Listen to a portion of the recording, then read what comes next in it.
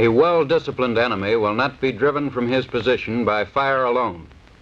Making full use of cover and concealment, he will remain in his position until driven out in hand-to-hand combat.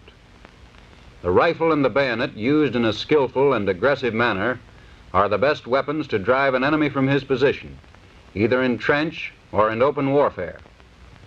The will to use the bayonet must be instilled in all men. This spirit, combined with confidence in the rifle and with the ability to shoot, enables the firing line to close with and destroy the enemy. This is the overwhelming influence behind every successful bayonet assault. Each man must be taught to think and act for himself, and that there is no interval between thought and action. Physical agility and mental alertness are taught by various quickening exercises and games that require quick thinking and instantaneous muscular response. The bayonet is essentially an offensive weapon. The bayonet fighter rushes straight at an opponent with the point threatening his throat and delivers a thrust whenever an opening presents itself. If no opening is obvious, one must be made by deflecting the opponent's piece and continuing to bore in. The thrust must be driven home at the first opening. A fifth of a second's delay may cause a man to lose his life.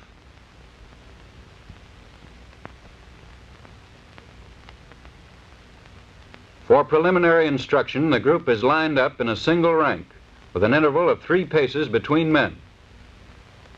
The first position in which the soldier is instructed is guard. The rifle is held firmly but not rigidly with both hands, without canting. The point of the rifle is directed at the opponent's throat. The left hand, palm against the side of the rifle, is at the most convenient position in front of the rear sight, so that the left arm is only slightly bent. The right hand, palm to the left, grasps the small of the stock, and the right forearm presses the upper part of the butt to the body. The legs are separated as in taking a natural step and meeting with resistance, with the left foot leading and both knees slightly bent. The position is not constrained in any way, but is one of aggressiveness, alertness, and readiness to spring forward in instant attack. One of 3 methods may be used to take the guard position. First, throw the piece forward with the right hand, grasping it simultaneously with both hands in the guard position.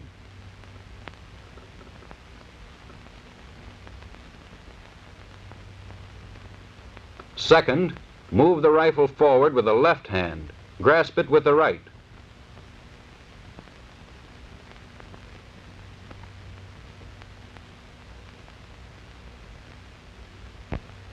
Third, move the rifle forward with both hands between the bands and re-grasp with the right hand at the small of the stock.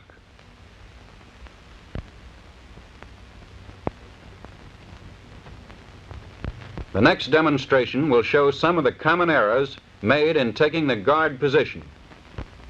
Cut! Well, that looks pretty good. You feel ready to attack in any direction? Yes, sir. All right, jump around a bit. Let's see. All right. Press.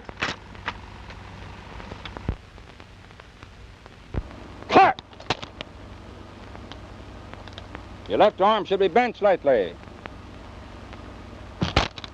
See there, you didn't have the butt of the rifle braced. Keep the rifle braced between the forearm and the body. Take it. Now, if the arm is straight, then when you thrust, step forward to thrust, you will not impart a darting effect to the point. Watch. See that? The point goes forward the same speed the body does. Makes it easy to evade. But if the arm is bent slightly, then when you straighten it, when you thrust, you impart a darting effect which makes it hard to judge. See that? All right, now take the correct position. That's better. Rest.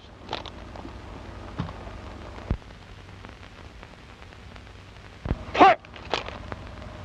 Yeah, keep the point of the bayonet pointed up, opponent's throat. That'll have a demoralizing effect on him, cause him to flinch. When you advance on him, you wave back and forth in front of his eye.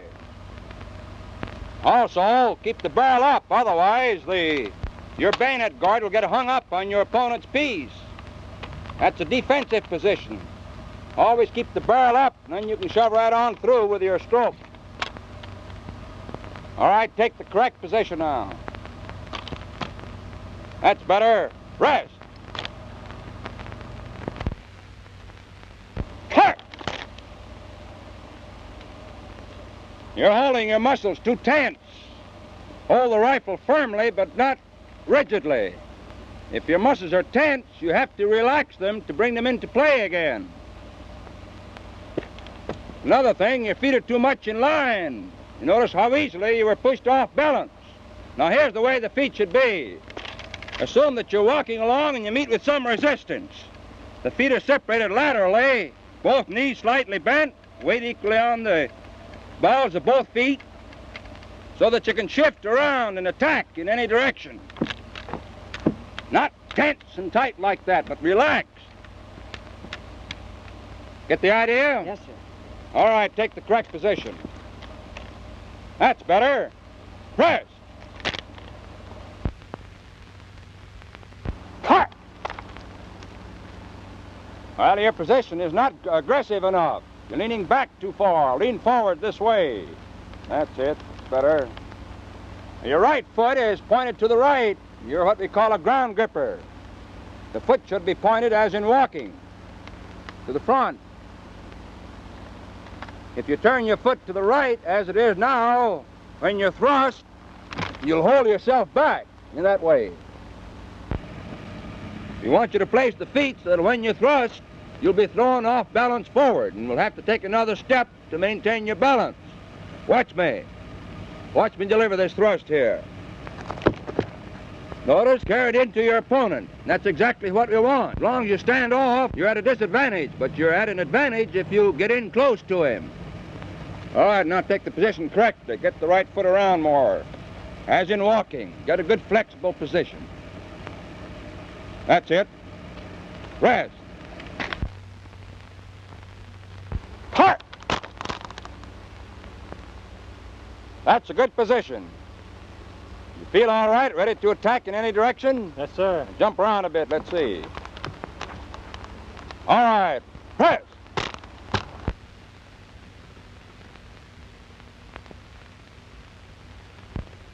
To continue executing the movements by command will produce mechanical execution, deaden the initiative, develop hesitation, and ignore the training of the soldier's eye.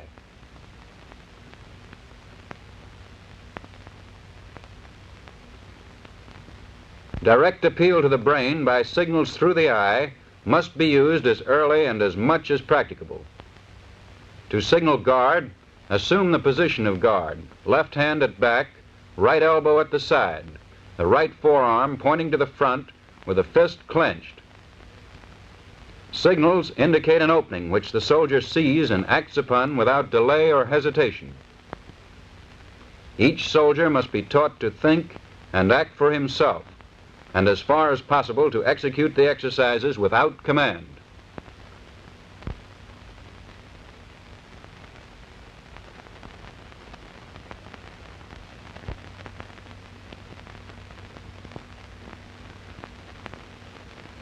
To assume the position of short guard, the left hand grasps the rifle just under the stacking swivel. The left arm is slightly bent.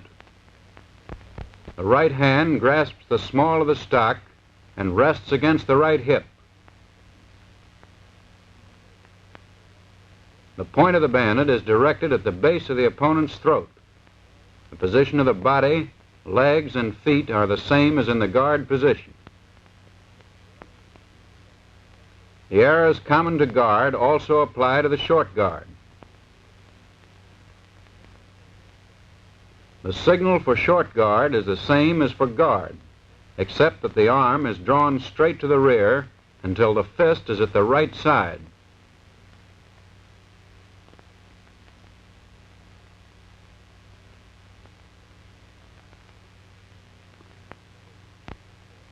The next position is high port. From the guard, without changing the grasp of the hands, carry the rifle diagonally across the body until the left wrist is level with and in front of the left shoulder.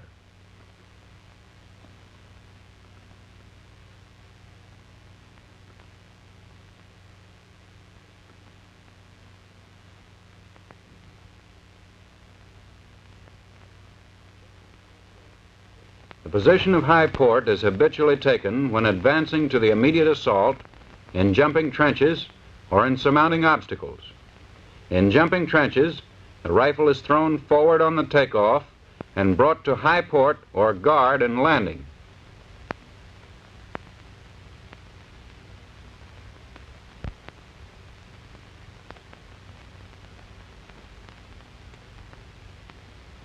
To assume the position of rest from guard, lower the piece smartly to the side, with the butt resting on the ground near the right foot and the right hand grasping the piece above the lower band.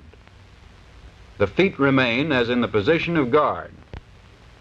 The position of rest is taken frequently to permit physical relaxation after vigorous and aggressive execution of the various movements.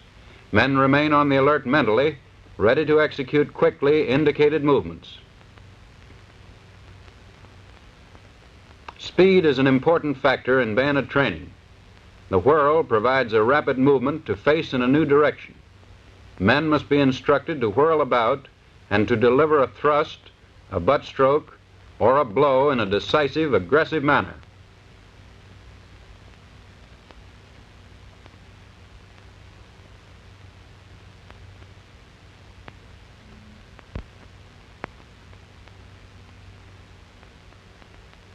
To whirl about from a run with the piece at high port, whirl about on the ball of the left foot and plant the right foot firmly.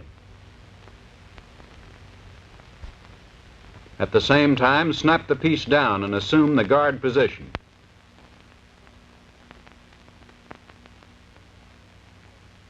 If at a halt in the guard position, bring the rifle to high port, and if the left foot is advanced, whirl to the left about on the ball of the left foot to gain distance.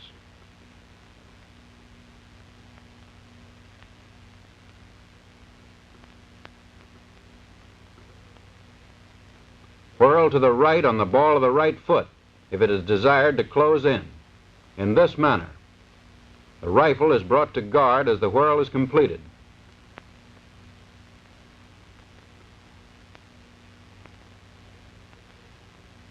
If the right foot is advanced, whirl to the right about on the ball of the right foot to gain distance, and to the left about on the ball of the left foot to close in. Here are some of the common errors of the whirl. Distance was not gained in this whirl, with the result that the point of the bayonet was beyond that of the opponent. It is best to gain distance when whirling about to meet an attack from the rear, to avoid whirling into the bayonet point of the opponent. The whirl should be executed without hesitation. Also, keep your point between yourself and your opponent. This is an excellent whirl. It put the point of the bayonet in a threatening position. If the rifle is kept at guard while whirling, as in this case, the point may go beyond an opponent, closing in rapidly. By bringing the piece to high port, the piece will be in a position to fend off blows as one whirls.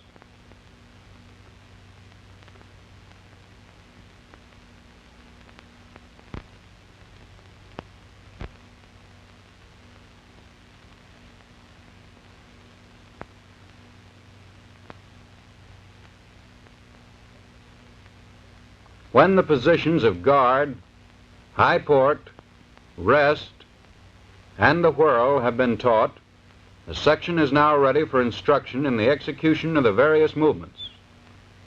The section is formed for bayonet training in 2 ranks, 10 yards apart, facing in, and with 3 paces between men. The position of guard is assumed. At the signal to assemble, each man comes to high port and runs to his position in the section. Each man, except the base man, runs directly to his proper position, taking the guard position on arrival. This formation provides each man a target at which to direct the various thrusts and strokes. Exercises are practiced slowly by the numbers, beginning with the guard and rest positions.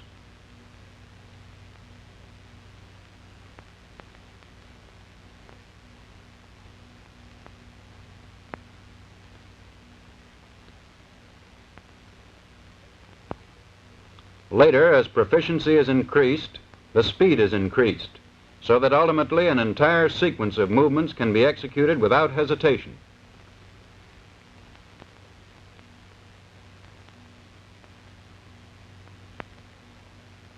The point of the bayonet should be directed at the opponent's throat, especially in hand-to-hand combat, so that a few inches penetration will easily inflict a fatal wound.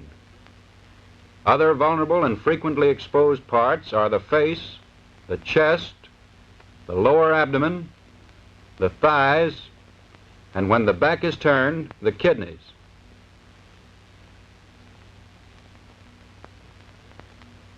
The armpits and throat are especially vulnerable to the jab.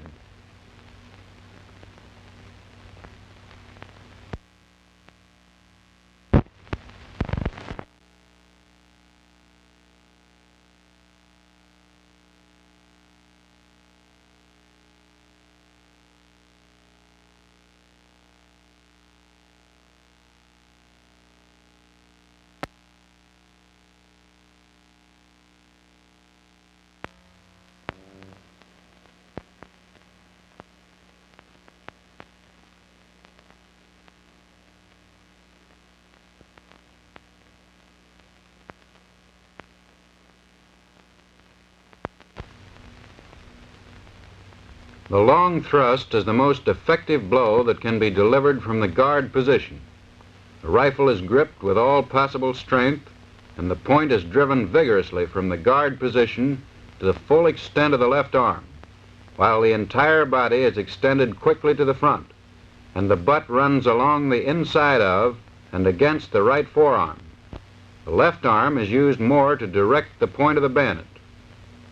In delivering the thrust, the right elbow is carried low, with the butt of the rifle remaining between the right forearm and the body. The leading knee and ankle are well bent. The rear leg is braced with the heel raised, and the body is inclined well forward. The power of the thrust comes from the right arm, the shoulders, the back, the legs, and the weight of the body.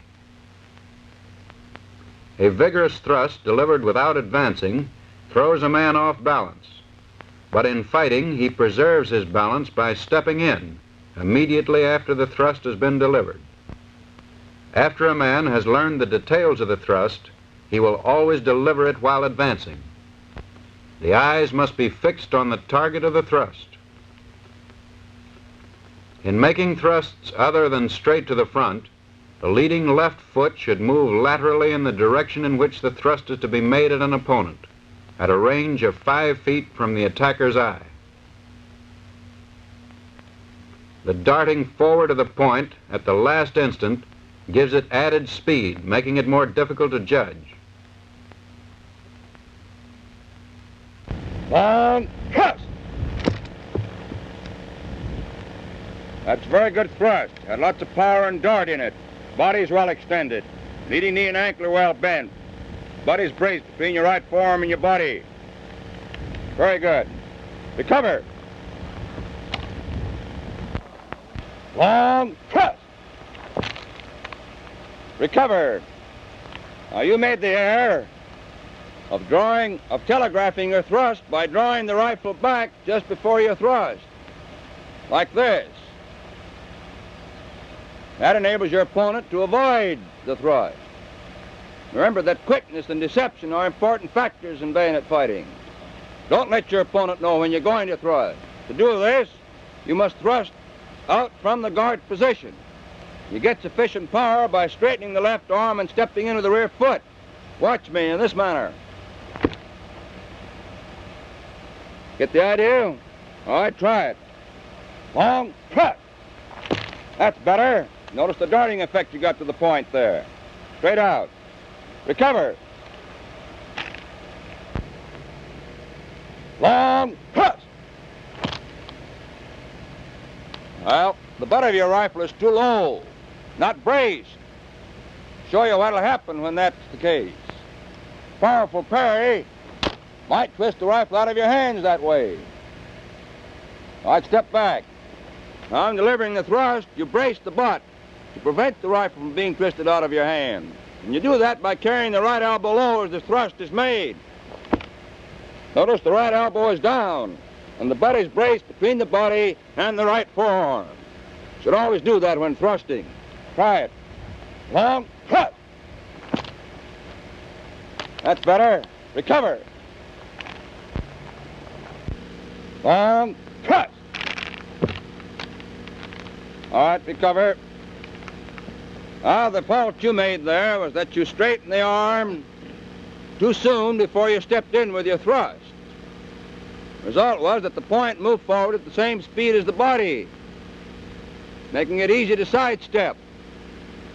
And the thrust is delivered by stepping into the rear foot, straightening the arm just a fraction of a second before the rear foot is planted forward.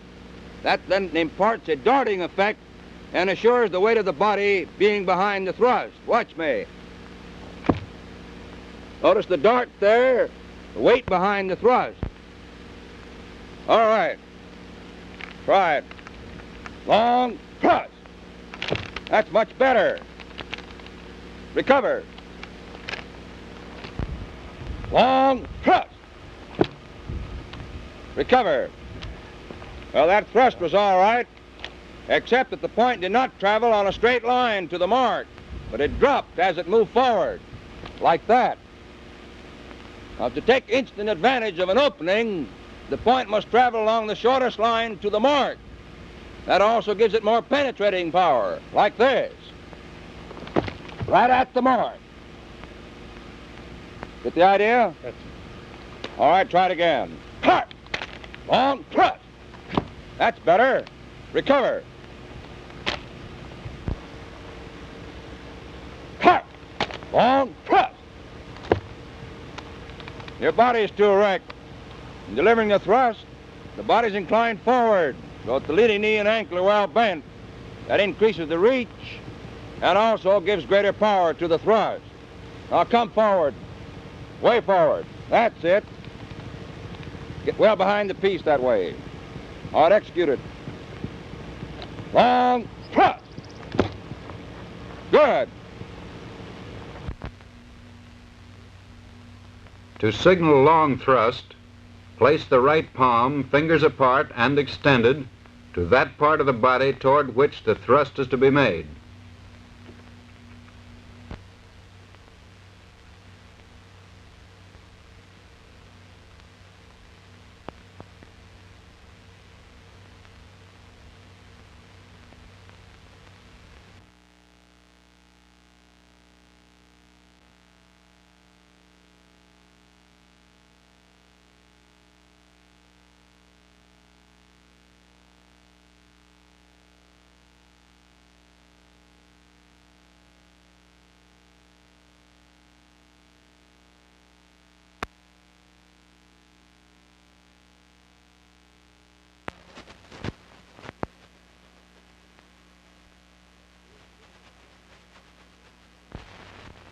To withdraw the bayonet following a long thrust, the left hand is slipped toward the stacking swivel, the rifle is jerked straight back along the line of penetration with the force and weight of the body until the right hand is behind the hip.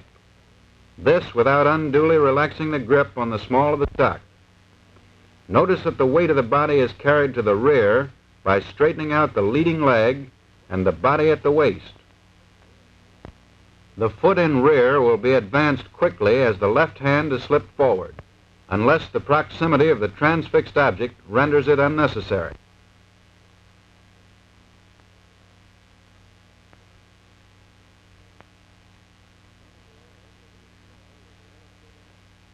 Some of the errors of the withdrawal will be illustrated next. Here the butt of the rifle is dropped, making withdrawal slow and difficult and straining the bayonet. Notice that the butt of the piece almost touches the ground.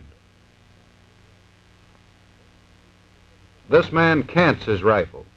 This increases the difficulty of withdrawal and may cause the bayonet to hang up on the transfixed object and be broken.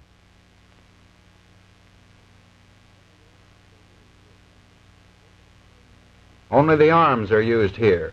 The weight of the body must be thrown into the action to force quick withdrawal.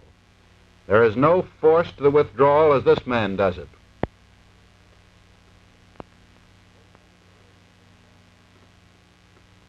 This man throws himself off balance.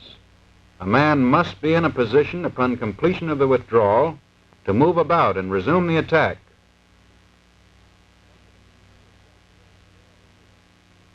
The point of the bayonet is dropped a little too low here.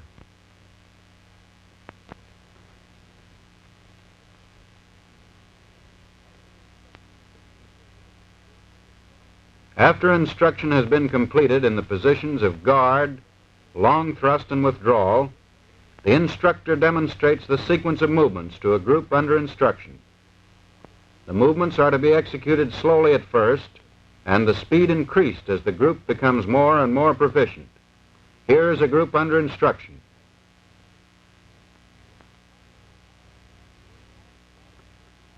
All right, this time we'll execute long thrust, withdrawal, back to guard in sequence by the numbers first.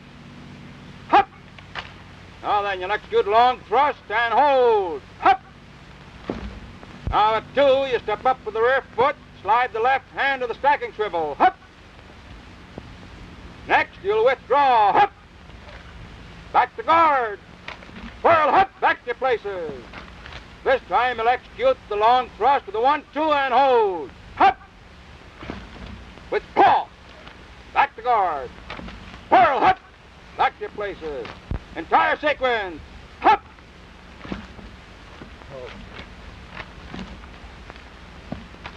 Rest. Entire sequence. Hup!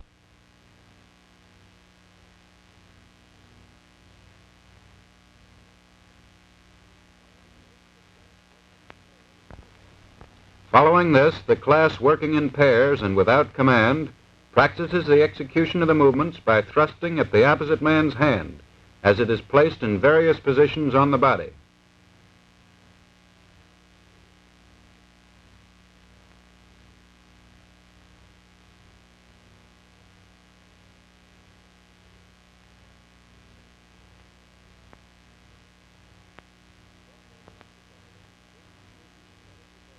Crossover exercises, including the movements covered to date, may be used to give variety and interest.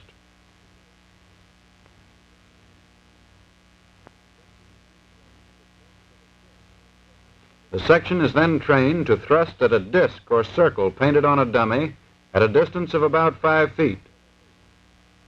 Later, the distance is increased to several paces. The bayonet is withdrawn, and a forward threatening attitude is assumed immediately at the side of or beyond the dummy.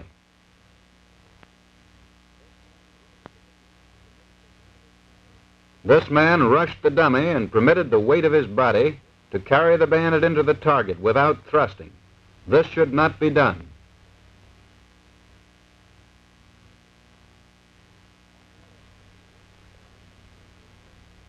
On the other hand, rushing a dummy and gently pricking it with the point of the bayonet because of misjudged distance or faulty use of the arms should not be done.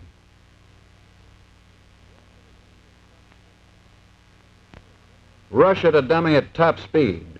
Execute a vigorous, aggressive thrust and a withdrawal.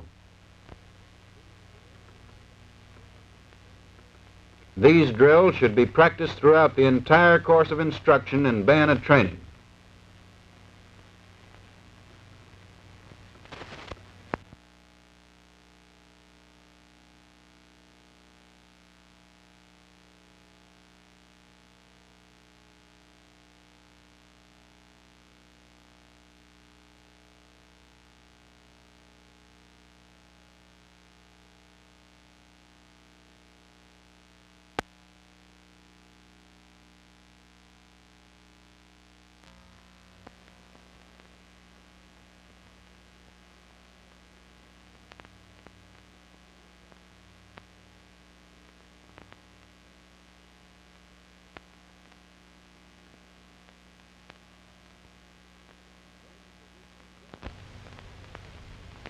From a position of guard, short guard is assumed by shifting the left hand quickly toward the muzzle and drawing the rifle back until the right hand is against the right hip, without unduly relaxing the grasp on the small of the stock or moving the butt of the piece upward or downward.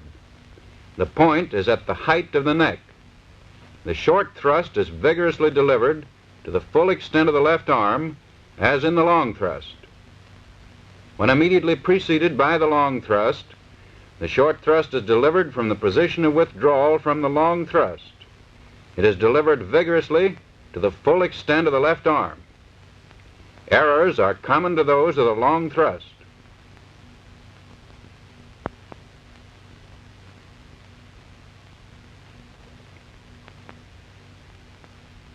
The signal for the short thrust is the same as for the long thrust, except that the fist is closed. Proper position for the movement is taken when necessary upon the signal short thrust.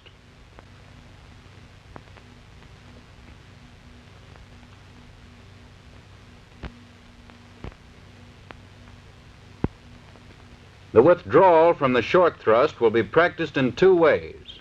First, in the same manner as from the long thrust.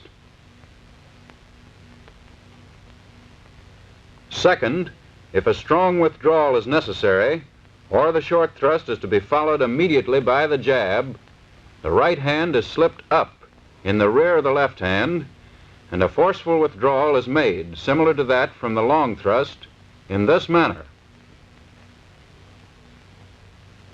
The errors are similar to those of the withdrawal from the long thrust. The instructor demonstrates the sequence to include the withdrawal from the short thrust.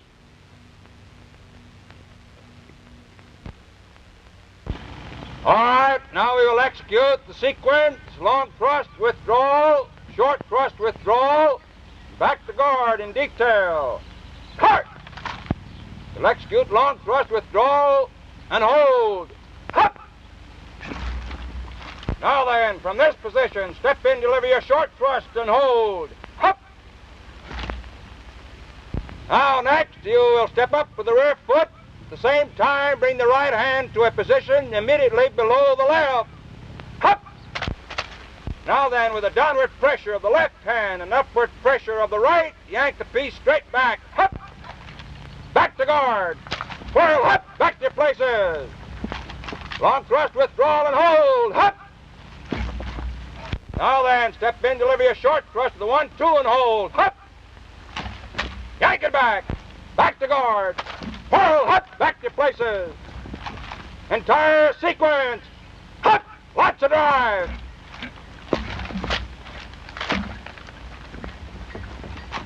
Rise! By placing 2 or more circles on the dummies, the short thrust may be taught in conjunction with the long thrust. The first disc transfixed by the long thrust, the second by the short thrust.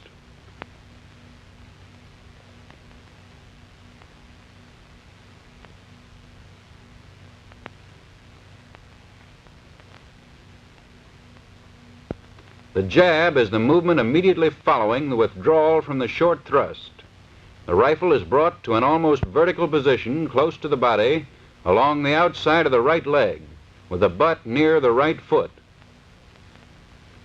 From this position, or stepping in if necessary, with the knee bent using the full force of the body, the bayonet is jabbed upward into the throat or other parts of the enemy.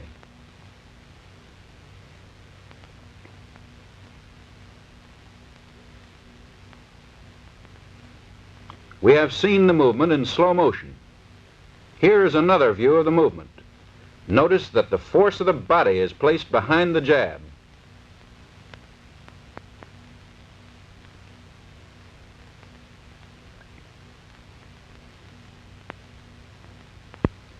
Now we will see the jab at normal speed.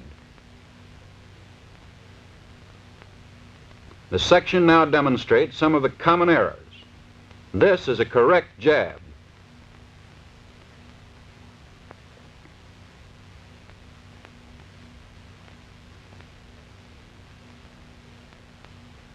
The rifle was not pressed against the leg. Pressing the rifle against the leg during the jab ensures it's traveling in a straight line. The right hand is too low. If both hands are close together, it is easier to direct the point and apply more speed and power. This man uses his arms only and does not put the power of the shoulders and body behind the jab.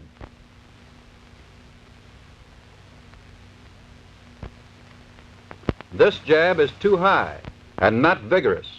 It must be a short, vigorous, and sharp movement to cause the bayonet to penetrate. The signal for the jab is given by placing both closed fists under the chin.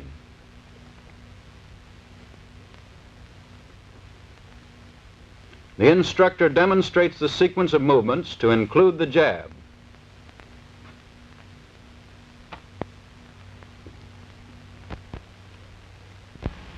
All right, now we'll execute the sequence: long thrust, withdrawal, short thrust, withdrawal, and jab. Cut! Execute long thrust, short thrust, withdrawal, and hold. Hup! Now then, from this position, you will jump forward. At the same time, lower the butt of the rifle so that the rifle is almost to a vertical position, keeping the stock of the rifle against the right thigh. Hup! Now, by straightening the legs vigorously and hunching the shoulders, deliver a jab at your opponent's throat twice. Hup! Back to guard. Whirl, hup! Back to your places. Entire sequence, lots of pep. Let's go. Hup!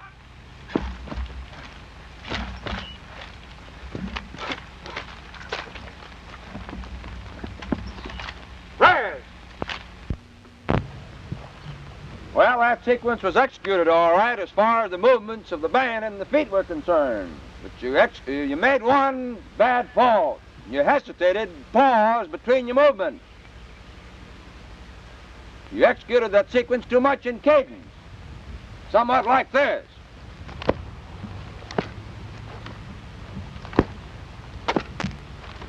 And so on. You've got to have drive in your execution of these movements. It's very important that there be no time between execution of movements. There's no object in waiting once you've delivered a blow to execute the next one. Time is an important factor. You should execute that sequence somewhat like this.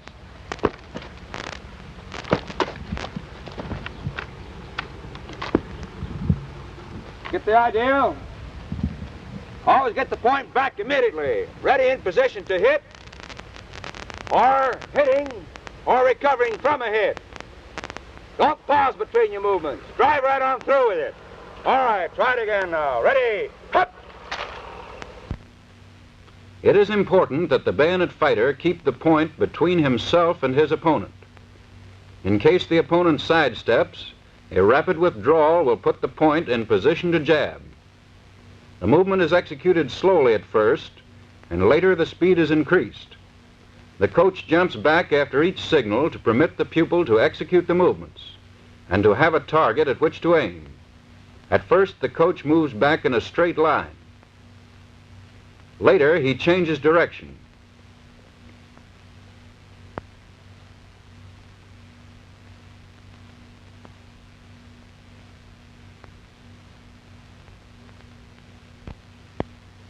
Men are further trained in the sequence of positions by the use of the coach and pupil method.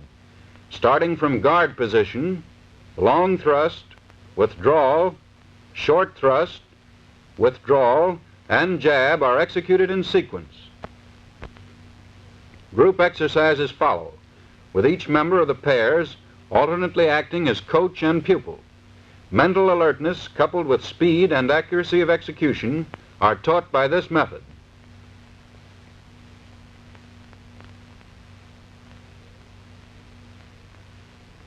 Other drills involving different arrangements of the movements covered so far may be used to give variety and to retain interest.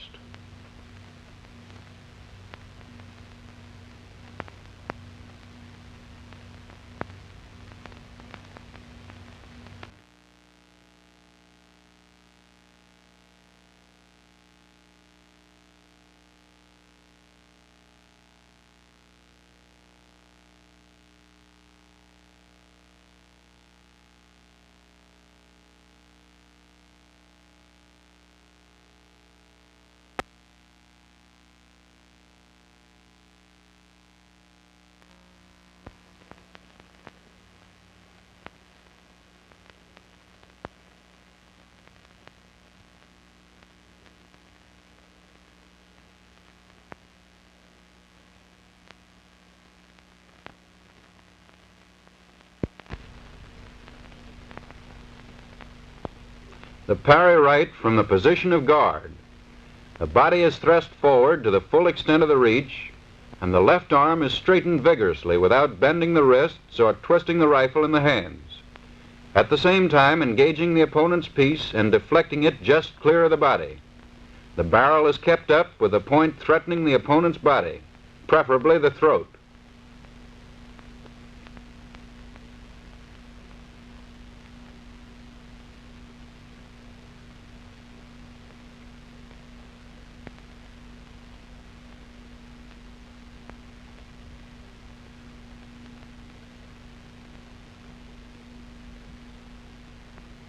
This shows how the opponent's piece is engaged with the point threatening the throat. Note that very little lateral movement is necessary to deflect the point of the opponent's piece and to make an opening to drive home a thrust. The parry right is normally followed by a thrust or a butt stroke. This shows parry right, long thrust, withdrawal, and back to guard in slow motion. Here it is at normal speed.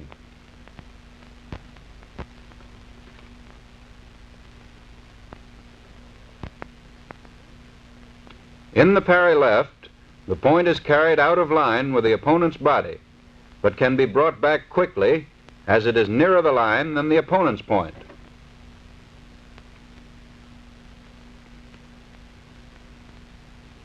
The parry is an offensive movement and should be executed with a forward movement of the body and a small lateral movement of the piece. The eyes follow the opponent's piece during the parry and then are fixed on the point of attack on the opponent's body. The parry left is followed immediately with a thrust or a butt stroke to the ribs or jaw.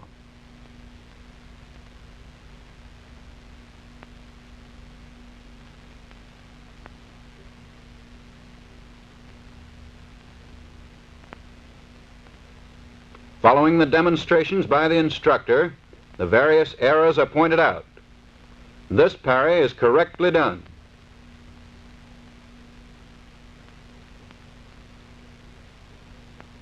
This parry is made with too much lateral movement and not enough forward movement. A wide parry gives no advantage over the opponent because your point is as far from his body as his point is from your body. The object is to deflect his piece clear of your body and to keep your point directed on him.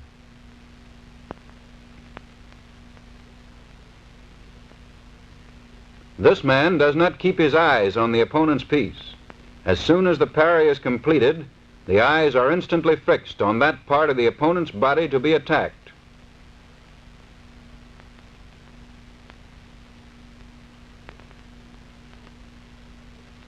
The arms only are used in this parry with no force behind the movement. A quick, sharp, powerful blow with strength and momentum of the body behind it must be used to deflect the opponent's piece.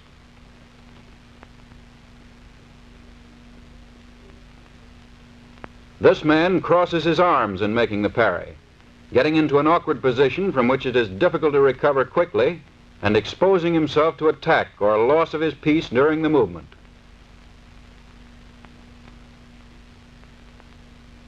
This man executes the parry in an excellent manner, with lots of drive and speed.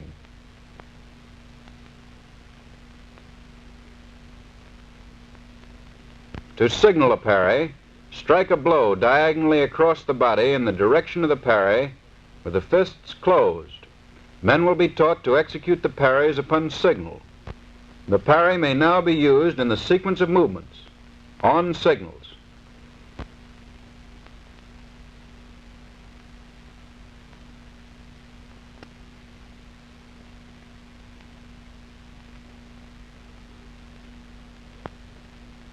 The group is now instructed in the sequence of movements to include the parries.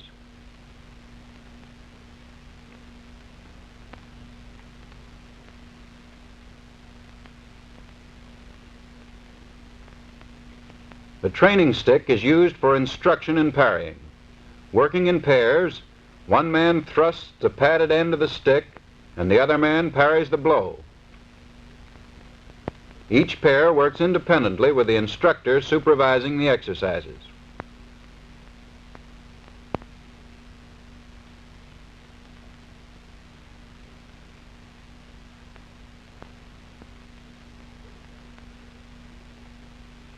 This shows the correct use of the parry stick.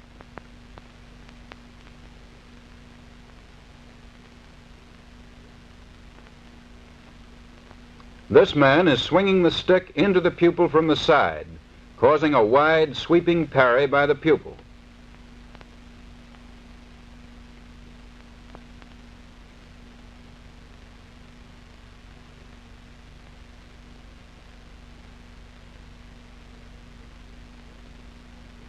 The parry stick should be thrust in a straight line at the pupil to force him to parry with a forward movement. Just fooling. This may be lots of fun, but it is not good training. Don't hesitate, and don't make false starts or signals. Such actions cause hesitation and delay, which are fatal defects in bayonet fighting.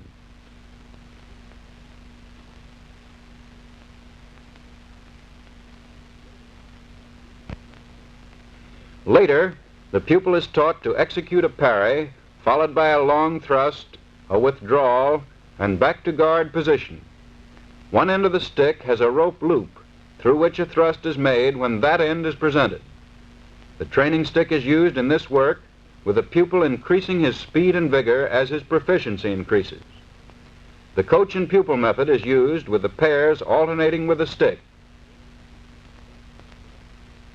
Here, the entire group is at work, with each pair executing the movements independently, under the supervision of the instructor.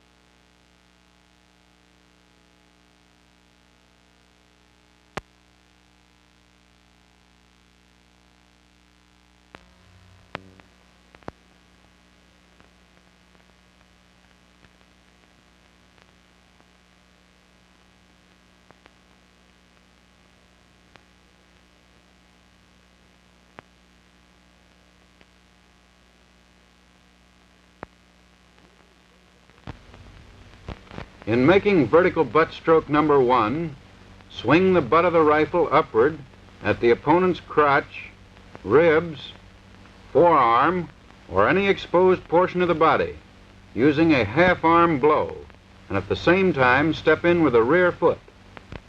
This is a powerful stroke.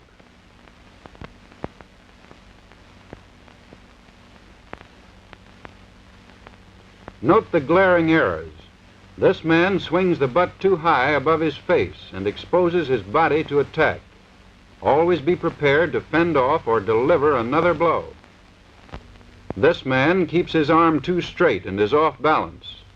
It should be a half-arm movement with the muscles and the momentum of the body giving force to the blow.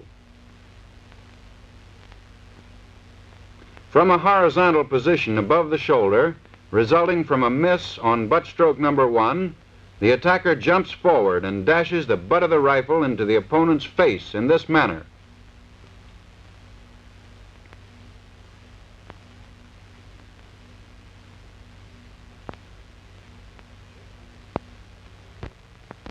This man makes the blow too low, with loss of accuracy, power, and balance, and exposes himself. The butt should move in a straight line to the target. Having missed the blow, the attacker closes in again and slashes his bayonet on the opponent's head or neck. In the event of a miss again, the attacker will be back in the guard position. This man makes his blow in a vertical arc so that it would strike the opponent's helmet. The slash should be executed diagonally at the junction of the neck and shoulders. If the point is beaten or brought down during the slash, the butt can be used effectively by crashing it down with an overarm blow. If the opponent is still out of distance, return to the guard position.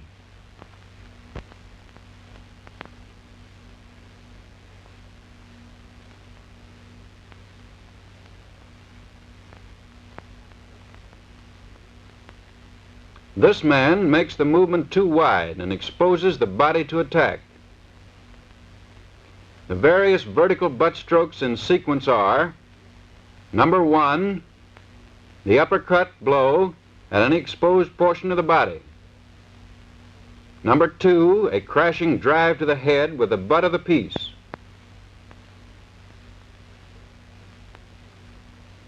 The slash downward aimed at the opponent's neck and shoulders.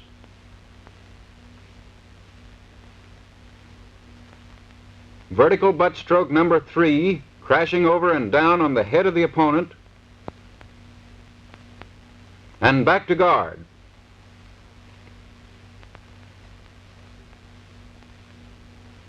After the demonstration of the sequence by the instructor, the group practices the various vertical butt strokes.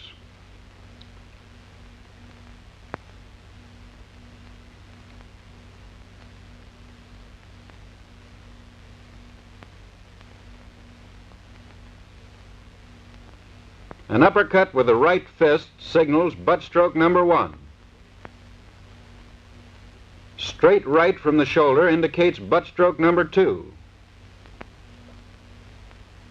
To signal slash, carry the right hand upward over the right shoulder with fingers extended and joined and slash downward. An overarm blow indicates the vertical butt stroke number 3.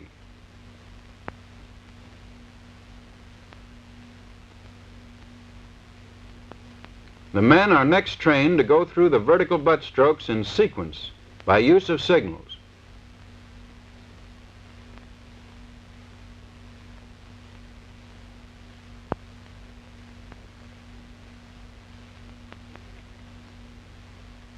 Speed is increased as the groups become more proficient.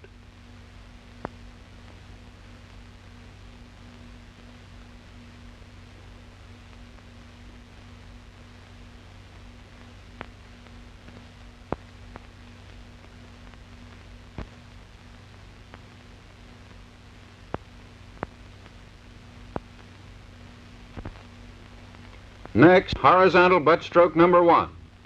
With a half-arm blow, swing the piece at the opponent's jaw while advancing the rear foot.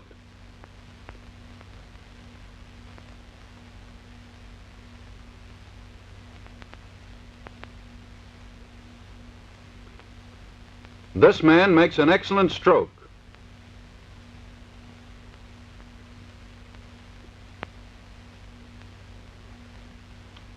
This man makes his stroke too wide and uncovers himself and loses his balance. He is not ready to deliver another blow. This man's arms are too straight. He loses power and accuracy. The momentum of the body and the power of the shoulders should be behind the blow.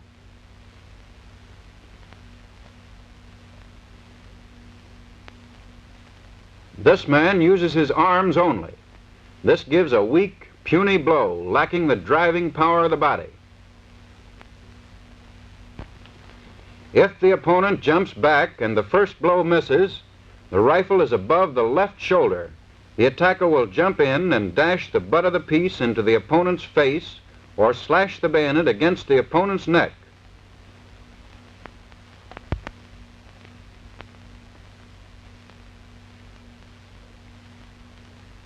And back to guard. The errors are similar to those of the vertical butt stroke number 2 and the vertical slash.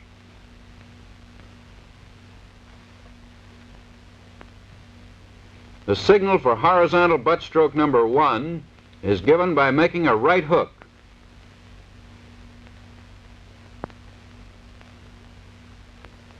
For number 2, straight from the right shoulder with the fist closed.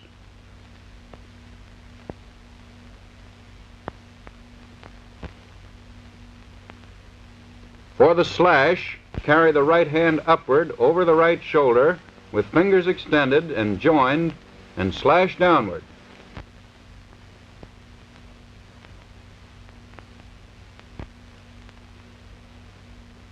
A quick review of all signals. Guard.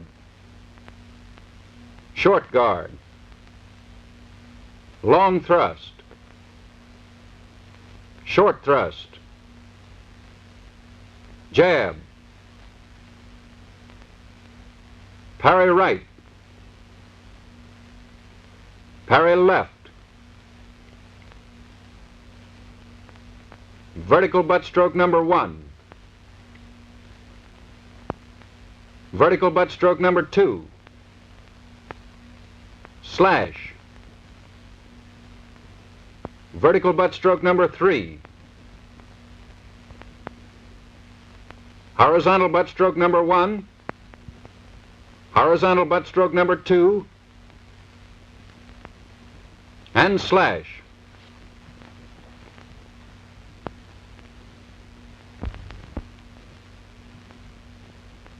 A review of the movements from guard to jab inclusive in slow motion. Guard, long thrust,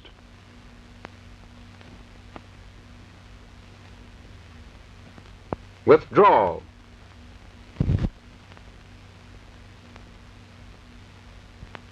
short thrust,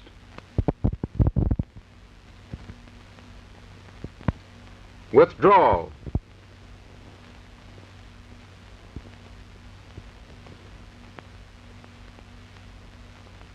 jab,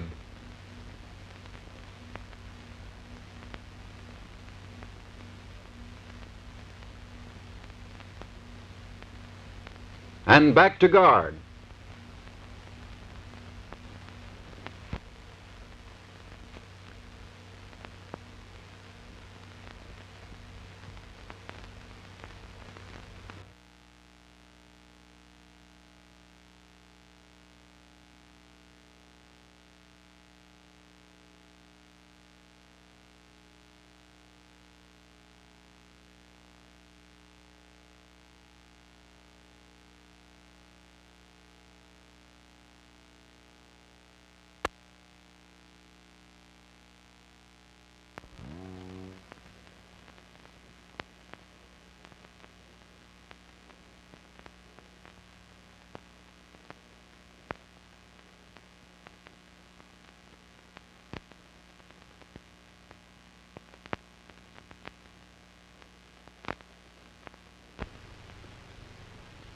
The training stick is used to obtain good direction and quickness in the use of the bayonet.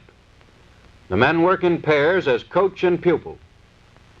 One end of the stick is padded and the other has a rope ring. Parries and butt strokes are made with a padded end. Thrusts and jabs at the loop end.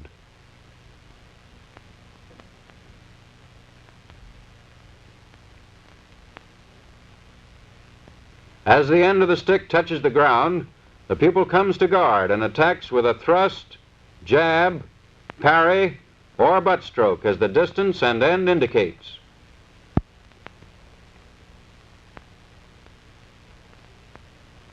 Squad exercises with the training stick are used to arouse interest and to teach quickness of action. Members form a large circle and execute the movements indicated by the man with the stick. A miss with a long thrust is followed by a withdrawal, short thrust, withdrawal, jab. Presenting the padded end brings butt stroke number 1. A miss, butt stroke number 2, slash, and so on until the stick is hit or has been grounded. By having the members of the squad face outward, each must whirl about to execute the indicated movements. Much of the value of these exercises results from alertness and quick thinking by the man with the stick, in keeping the members of the squad alert and in giving variety to the movements.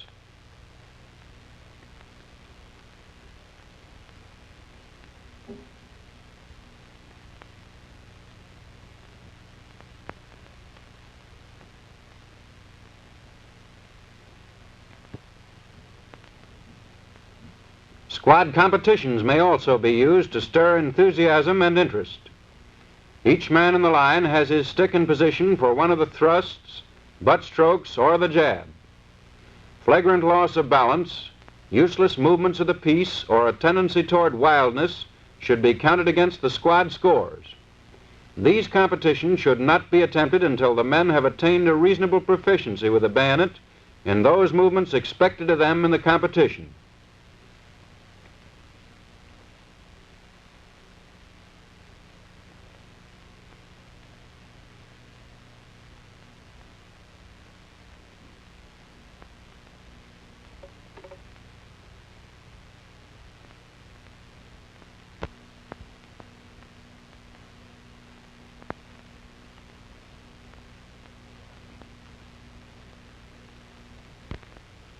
The first method of disarming an opponent armed with a rifle and bayonet. Close in fast and fend off the opponent's thrust with the right hand. Step forward and seize his left hand with both hands, your left over his palm, the right over his fingers. Make a sharp twist outward and upset your opponent by pushing him backward as you trip him with your right foot or leg.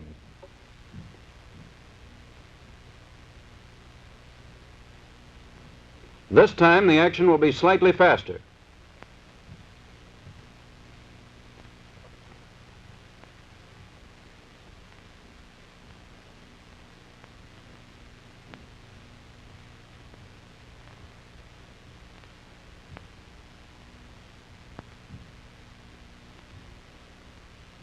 From another viewpoint, slowly.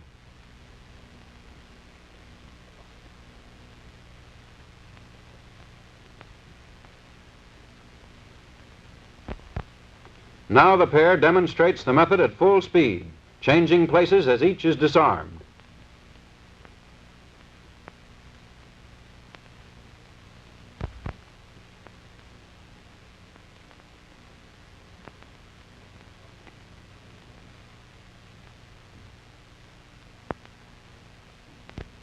The second method.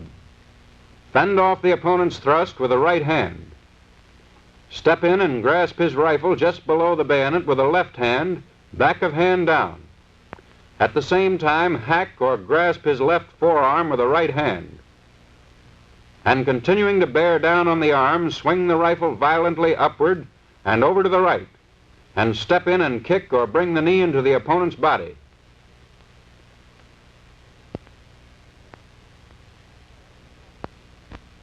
Slightly faster.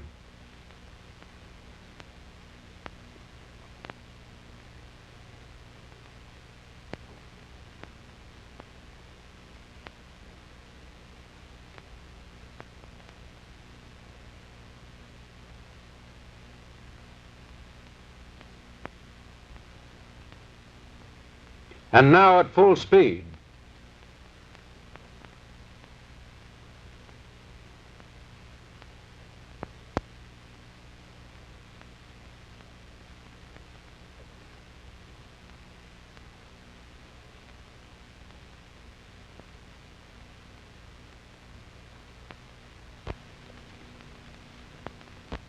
The third method. Fend off the opponent's thrust with the left hand. Step in and kick him in the crotch or on the shin. Grasp the rifle just below the bayonet with the right hand, back of hand down, and with the left hand grasp the top of the receiver. Swing the rifle upward and over to the left, and force the point of the bayonet to the ground. Step in and backheel the opponent at the same time. This time will be about half normal speed.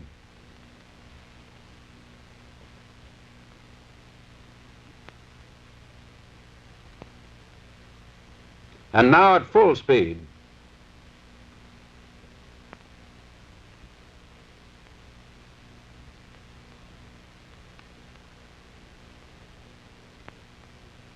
This demonstration shows the use of the three methods at the option of the defender. The scabbard is left on the bayonet to guard against injuries to the opponents. Practice in this work begins at a slow speed until the men have mastered the various holds, and then the exercises are speeded up to approximate that of a regular bayonet attack.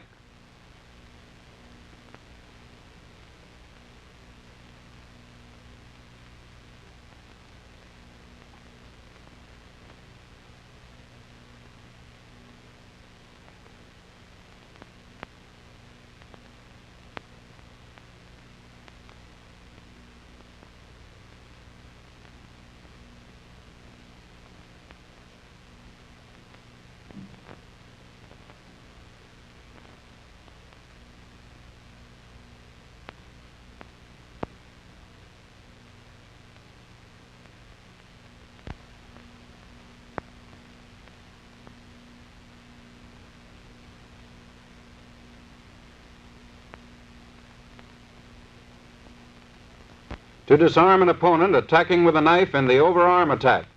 Close in fast. With the left forearm, block the knife arm before it becomes extended. Carry the right forearm in rear of the opponent's forearm and grasp your own forearm with the right hand. Backward pressure will cause the opponent to drop the knife and may break his elbow.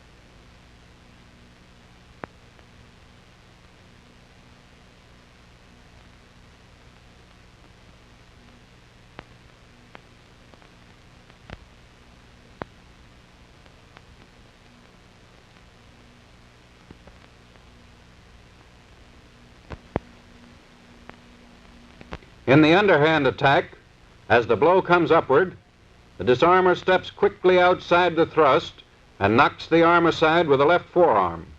He then grasps the opponent's wrist with his right hand, at the same time carrying his left arm over and under the opponent's knife arm above the elbow. An upward pressure with the left arm and a twisting downward pressure with the right hand will cause the opponent to drop the knife and will probably break his elbow.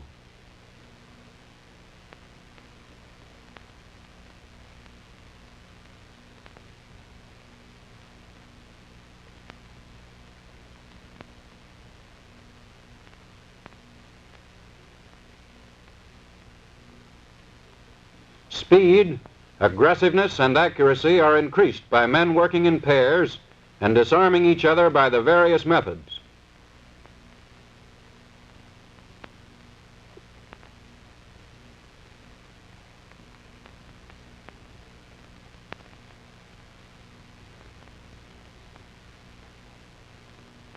Men are trained in teamwork. Whenever possible, two men attack one of the enemy. They attack one opponent at a time, and while one diverts his attention, the other attacks him from the exposed side. Each day during bayonet training, men should spend a short time in thrusting at dummies.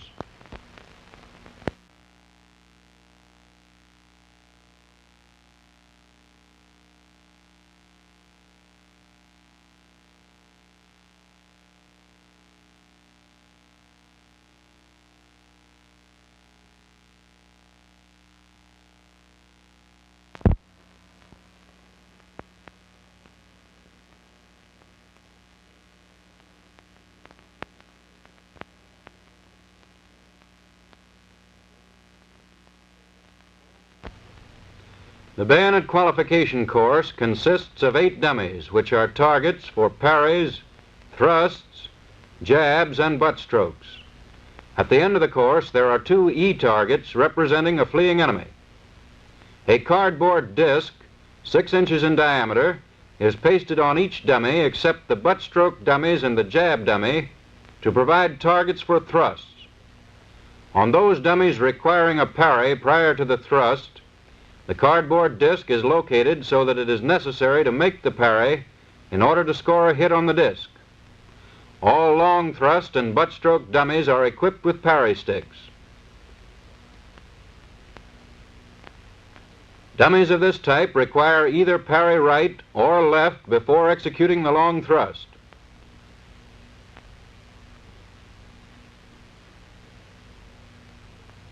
This type of dummy requires a short thrust. This dummy requires a parry left and a horizontal butt stroke. This dummy also requires a parry left and a butt stroke, but in this case the butt stroke is vertical. This dummy requires a jab. These are the 2 targets which represent a fleeing enemy. The firing of one shot at each of these dummies must be simulated to complete the course.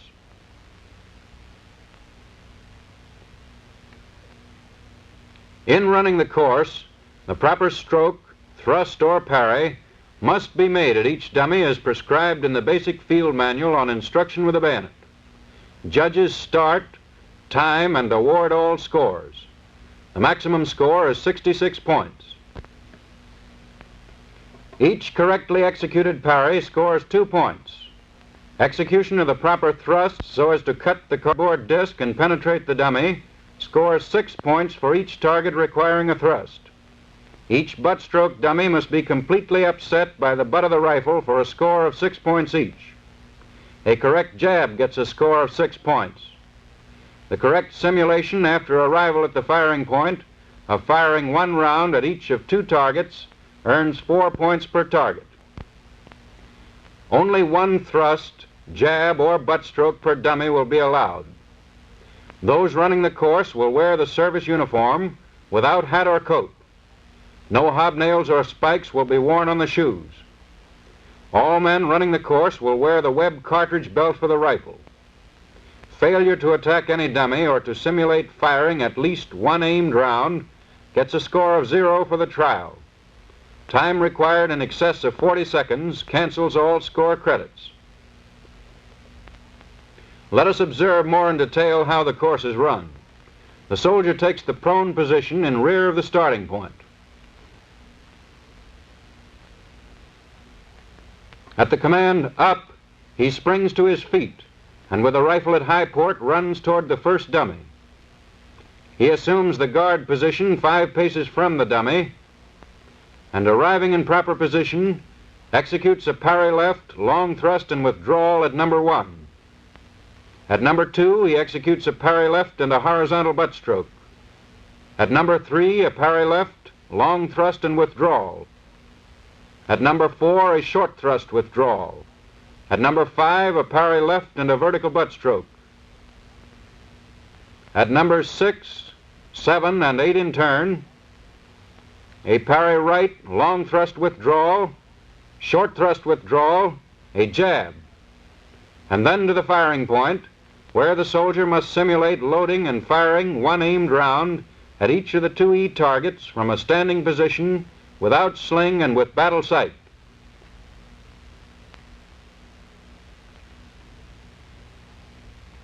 This time the action will be at normal speed. In position, up. At number 1, parry left, long thrust withdrawal. At 2, parry left and horizontal butt stroke. At 3, parry left, long thrust withdrawal. At 4, short thrust withdrawal. At 5, parry left, vertical butt stroke. Next, parry right, long thrust withdrawal, short thrust withdrawal, jab. And at the firing point, simulate loading and aiming 1 round at each target.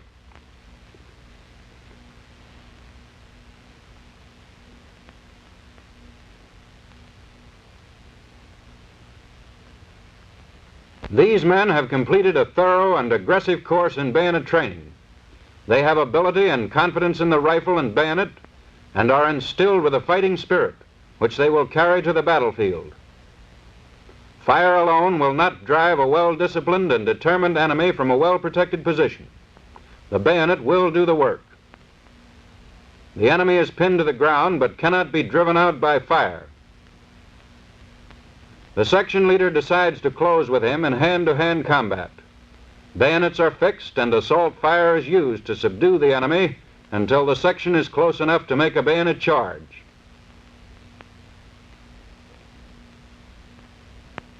The time has come for that charge. The enemy, fearing the threat of cold steel in the hands of a determined foe, gives up his position and flees in disorder.